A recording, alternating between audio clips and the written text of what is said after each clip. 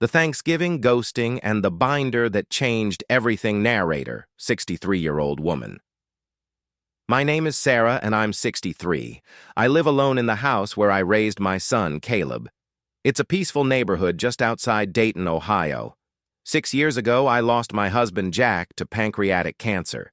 One minute we were bickering over TV, the next we were in a doctor's office being told he had months to live. He made it 3. After he passed, my world shrunk. Caleb was my last real connection. He was a good kid, not perfect, but always there. He'd call weekly and we'd grab lunch whenever he was in town. I probably clung to that more than I should have. Then he met Sierra. She worked in tech. Something complicated. She was sharp, and I won't lie, my first impression was good. Confident, well-spoken, polite, but also distant. Over time, I realized it wasn't nerves. That was just her. Every conversation felt like a job interview, like she was constantly judging me, waiting for me to say something wrong. The first major crack appeared around Christmas a couple of years ago. I'd made a big meal. Sierra walked in, barely glanced at the table, and asked, "Is the stuffing meat-based?" "No." "Hello?" No smile. "Just a checklist." I said yes. She didn't touch it. I barely touched anything either. She'd brought her own Tupperware. The next year, she called ahead. I was told if I wanted them to come, I couldn't make anything with a face. No turkey, no ham, no eggs. I didn't get it, but I agreed. I made a meatless dinner. It wasn't perfect, but I tried. I even baked her a vegan chocolate pie. She took one bite and said, "Did you use canned coconut milk? That brand has gar gum, which is bad for digestion." It stung, but I let it go. I just wanted to see my son. That was the part I kept holding on to. The baby, the crib, and the breaking point. Then they had a baby. I cried when Caleb told me they were expecting. I hadn't sobbed in years. I went to the attic and got out the old crib Jack had built by hand. We'd sanded every inch. I'd painted it light blue. It held our son for 3 years. I polished it, fixed the screws, and bought a new mattress. I found all of Caleb's old toys, wooden blocks and plush animals. I washed each one, photographed them, and mailed them to Sierra. Her response: "We appreciate the thought, but we're avoiding gendered toys and vintage materials that might be unsafe. Please don't hold on to anything for us." Just like that. No thanks, no warmth. I still have them. They're stored in the guest room. Deep down, I hoped she'd change her mind. Then came Thanksgiving. I called Caleb a week before, asking if they were coming. I told him I'd make whatever they liked, anything. I just wanted to see them. He said he'd talk to Sierra and get back to me. 2 days later, she texted me, not him. "We've decided to have our own celebration this year with people who understand where we're at in life. We don't eat with people who can't evolve." That one sentence clarified everything. It wasn't about food or toys or ingredients. It was about me. She thought I was less. Old, outdated, ignorant, useless. I didn't cry right away. I just stood in the kitchen, phone in hand. I stared at the stove, the fridge, the wall where my husband used to lean when I cooked. I cooked anyway, out of habit, out of hope. I roasted a turkey, made the stuffing, sweet potatoes with mini marshmallows, and green bean casserole, the same recipes I'd cooked since 1987. I even remade the dry vegan loaf, just in case. But no one arrived. I sat at the head of the table. One plate. No music, no conversation, just the ticking of an old wall clock. After dinner, I scrubbed the dishes. I didn't eat dessert that night. Something inside me snapped. I went into the guest room and turned on the light. I looked at the crib, the toys, the baby books, and the tiny socks I'd bought from the thrift store. I picked up one of Caleb's old teddy bears and just stared at it. It felt like grief, but not for my husband this time. It was for the family I thought I still had. At 1 a.m., unable to sleep, I loaded the crib, high chair, toys, blankets, and books into my van. It took 4 trips. I didn't even cry doing it. I was numb. The next morning, I drove everything downtown. There's a women's shelter near the bus station. I told the woman the truth. I saved all this for my grandchild, but they don't want it. Maybe someone here will. She took my hand and squeezed it. She didn't say anything, just nodded. It was the kindest thing I'd felt in a long time. Week passed. Silence. Then Caleb called. "Hey, Mom?" His voice was tense, like he was trying to be casual but failing. "Sierra and I were thinking of coming down this weekend so you can meet the baby." I didn't answer right away. I waited until I could speak clearly. "Why now?" He paused. "I guess we just realized family matters." I stood in the hallway, looking at his childhood portrait. "There's nothing here for your baby anymore," I said. "You made your choice. I've made mine." There was a long silence, then the line clicked. He'd hung up. That was 6 months ago. I haven't seen them since. The sun returns. The truth revealed. 3 weeks ago, Caleb showed up at my door by himself. What he told me changed everything. He arrived on a Saturday morning. No warning, no text, just his car pulling into the driveway, just like when he was in college. I was folding laundry in the living room. I peeked out the window and watched him get out of the car, alone. No baby carrier, no Sierra. He looked different, tired. Not just new parent tired, but worn down. His face was paler, his eyes hollow, his shoulders slumped. When he saw me at the door, I didn't open it immediately. I just stood there, waiting and watching. He raised his hand to knock, but stopped when I opened the door. "Hi, Mom," he said. I didn't respond. I just stepped aside. He took it as a yes. He walked in slowly, as if the floor might collapse beneath him. He sat down on the couch without being asked. I remained standing. Finally, I said, "Why are you here?" He didn't look at me. His gaze was fixed on the old coffee table, the one with the scratch he made when he was 7. "I'm sorry," he said quietly. "I'm really sorry." I still waited. "She left," he said. My heart didn't race, my stomach didn't flip. I felt nothing at first, just numb again. 2 months ago, he explained. She said she wanted some space. She said I wasn't supportive enough. She's in Seattle now with her sister. I swallowed hard, and he looked up at me, his eyes red. "I haven't seen my daughter in 8 weeks. She won't let me FaceTime her, won't send pictures. She says I'm emotionally unstable and too tied to regressive influences. That means you, Mom." I didn't say anything. I just sat across from him. "I didn't defend you," he said, his voice shaking. "I let her push you out. Every time you tried to help or reach out, I let her shut it down. I told myself it was easier to keep peace with her than to stand up for you." I was weak. He ran both hands through his hair. I thought I was being a good husband.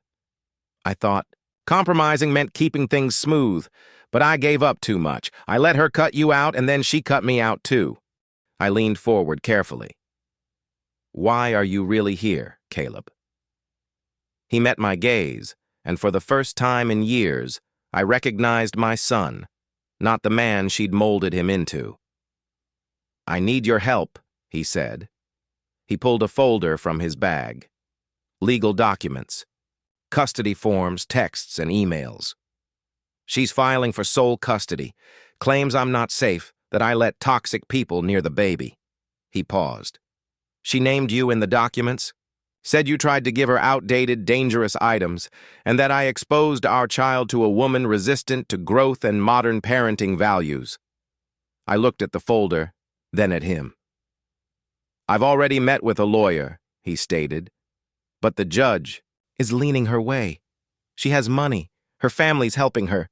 I'm not asking you to take sides. I know it's a lot. I need someone who remembers who I was, who can tell the court I'm not what she says I am."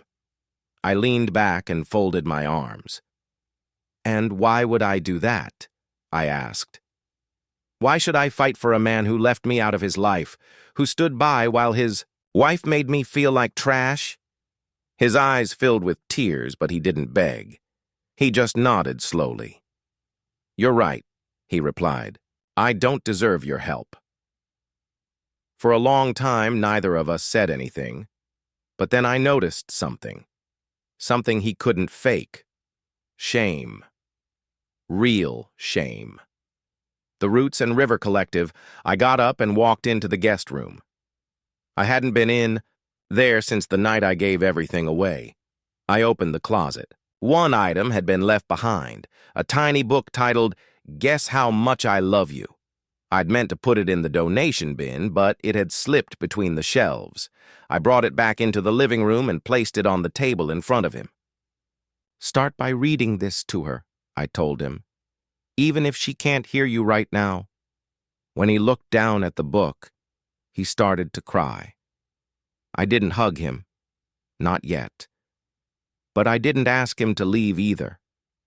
That was 3 weeks ago. Sierra's sister recently shared a photo on Instagram, a photo that changed everything and gave me an idea for a revenge I never dreamed I'd carry out. Sierra's sister posted the photo on Instagram. I don't follow her, but a neighbor's daughter, who's still in touch with Caleb, noticed it and forwarded it to me. It showed Sierra enjoying an outdoor breakfast, smiling broadly and holding a mimosa. Her daughter, my granddaughter, was seated on the lap of another mother. That part didn't hit me right away. I was too focused on Sierra's expression, as if she were impenetrable and the whole universe had conformed to her way of doing things. But then I looked more closely. The woman holding the infant was not her sister. I zoomed in. She was in her late 30s and held my granddaughter as if she were her own. She wore a gold necklace and a slender bracelet with a heart-shaped pendant. The caption read, "Brunch with my favorite people, love being part of your little village, sweet girl." The account was private, but the username was angel.lake. I showed Caleb the photo that night. He turned pale. "That's Marissa," he answered. "Sierra met her in an online parenting group. They've been getting close, but she told me Marissa was just helping out with babysitting." He contacted his lawyer the next day. Sierra hadn't simply moved to Seattle for space. She had signed a temporary lease with Marissa. Shared custody was not her intention. She wanted to replace Caleb entirely. He told me, "She's building a case that I'm irrelevant." And now I was starting to believe she'd planned this a long time ago. I said nothing, but I believed it too. I'd seen how she operated. She didn't argue.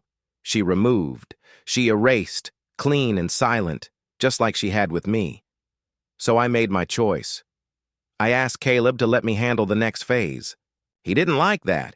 He said he didn't want me caught in the middle. But I wasn't in the middle anymore. I was already outside of it, looking in. I remembered something from years ago.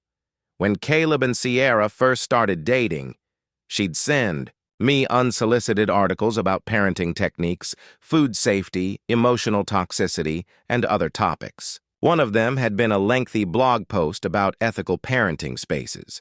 I remembered the name, Roots and River Collective. I did a Google search. Sure enough, they were based in Seattle. A combination of parenting blog, online therapy portal, and new age support group. Lots of vague terminology. No surnames provided, but one shot showed Sierra in the background at a healing retreat. Same smile, same attitude. Then I found another option. Contributors, Marissa M. Lake. I scrolled through her posts. She had written about conscious co-parenting and the healing of the maternal wound. One article was titled, "Raising Without Paternal Energy, a Love Letter to Single Motherhood by Choice." That gave me all the information I needed. I printed the article, all of Marissa's posts. I built a binder. I included everything, the Instagram photo, the caption, and the group's mission statement. Then I drove to Seattle. Caleb wanted to come. "No," I replied. "This part needs to be mine." The confrontation and the settlement, I booked a room in a cheap motel and waited until Monday. Then I walked into the Roots and River building dressed in what Sierra used to call my Sunday church clothes. Plain slacks, a modest shirt, and the old gold earrings Jack had given me for our 25th anniversary. I asked the front desk to speak with Marissa Lake. I stated that I was a potential donor, interested in helping single mothers. They let me in. She greeted me in a bright open office with lots of plants and neutral carpeting. She offered me tea. I accepted. She didn't know who I was. "I'm so inspired by your work," I remarked gently. "I'm especially interested in the children you're helping. Do you ever serve as a full-time guardian?" She smiled, as polite as Sierra. "Not formally, but I live with a mother and her daughter now. A beautiful situation." "Oh," I replied. "Would that be Sierra?" Her cheeks twitched, and I smiled. "You're holding someone else's child," I remarked quietly and firmly. "And the father is still very much alive. You're not saving anyone. You're part of a lie." She stood up quickly, the fake smile gone. "Who are you?" I slid the binder across the desk. "I'm the woman your blog says is a regressive influence, unfit to nurture. I'm also a retired high school teacher, and you just gave me more than enough for a formal complaint to Child Protective Services." Her eyes narrowed. "You wouldn't dare." I stood. "I wouldn't need to. You left the door wide open." I walked out. Without saying another word, things had already started to move when I returned home 2 days later. Sierra's lawyer called Caleb's lawyer and requested that the proceedings be paused. Marissa shut down her blog. The Instagram account went private. Sierra texted Caleb, requesting a follow-up on their co-parenting chat. But I wasn't finished yet, because I had one more thing to give her, and it wouldn't be a book or a binder. It was something she would never forget. Caleb's lawyer contacted me the next morning. "You lit a fire under them," he remarked. "Sierra's attorney is begging for a private settlement now. They want to avoid court." I wasn't surprised. That binder revealed more than just Marissa's role as a de facto guardian. It revealed that Sierra had already emotionally replaced Caleb as a father. Judges don't like it, not when a biological parent is present, stable, and engaged. And not if there's a public record, but I didn't want it to end with a quiet agreement and everyone walking away with no consequences. That wasn't enough. Sierra had removed me from my son's life as if I were a bad memory. She had made me feel small, backward, and irrelevant inside my own family, and she attempted to take away my only grandchild while smiling at brunch. I called Caleb. "I'm coming to the meeting," I announced. He paused. "You don't have to." "I want to." The settlement meeting was scheduled for a neutral office space in Columbus. Sierra flew in. She brought her lawyer. Marissa wasn't there, but I knew she was watching from the shadows, as she always is. Sierra's face twisted slightly when she entered the conference room and saw me sitting next to Caleb, like she'd bitten into something unpleasant and couldn't spit it out in front of the adults. She didn't talk to me. She didn't even nod. Her lawyer began with a polished pitch. "We believe it's in the best interest of the child to remain primarily in her mother's care while allowing the father flexible visitation." "No," I replied. The lawyer blinked. "Excuse me?" I leaned forward. "She cut me out, lied to Caleb, took his child across the country, had another woman caring for her without legal rights, built a fake family, and now that it's falling apart, she wants to revisit things." I looked at Sierra. "You made a point to tell me I couldn't evolve. So let me show you what I've learned." I dug into my purse and took out copies of fresh paperwork. I'd asked my former students to prepare affidavits, letters from mothers I've coached over the years. The director of the women's shelter where I donated the baby supplies stated that I was one of the most altruistic people he had ever met. The best example was a notarized statement from a former Roots and River employee, someone who quietly left after observing how Marissa handled co-living arrangements. She explained, Marissa manipulated young mothers into cutting off toxic influences so she could fill the space. That was her final sentence. I watched Sierra become isolated, paranoid, and totally dependent. This isn't co-parenting, this is coercion. Sierra's lawyer skimmed the documents. His face turned white. Sierra tried to speak, but her voice cracked. This is character assassination. No, Caleb replied. This is accountability. In the end, she had no choice. They offered Caleb 50-50 custody on paper, but in reality, it would be closer to 60-40 in his favor. He would keep their daughter in Ohio during the school year. Sierra could visit during the summer and during breaks. They were required to meet with a court-appointed co-parenting counselor once a month. And Marissa? She was no longer allowed to have unsupervised contact with the child. The court found her friendship with Sierra disturbing. But even this wasn't enough for me. So as I was leaving the building, I handed Sierra one last thing. A small envelope. She opened it right in the hallway. Inside was a photograph of the old crib they had deemed unsafe. Also, this was formerly home to a real family. Shame you'll never know what that's like. She didn't hunt me down, didn't yell. She just stood there, motionless, staring at it as the world went on around her. Reclamation and peace weeks have passed. Caleb moved back into the house for a bit. We took things slowly. There were awkward silences and old pain, but we rebuilt, piece by piece. The first time he brought my granddaughter here, she fell asleep in my lap while reading Guess How Much I Love You. I looked down at her little hand curled around mine and realized I hadn't lost my family. I had just reclaimed it from someone who never deserved to have it. Now every time I walk past that vacant guest room, freshly painted, crib replaced with a genuine toddler bed, bookcase full of new stories, I feel something I haven't felt in years. Not anger, no, not at all. Just peace, genuine calm, tranquility. The kind that only comes when the storm has passed and all wrongs have been resolved.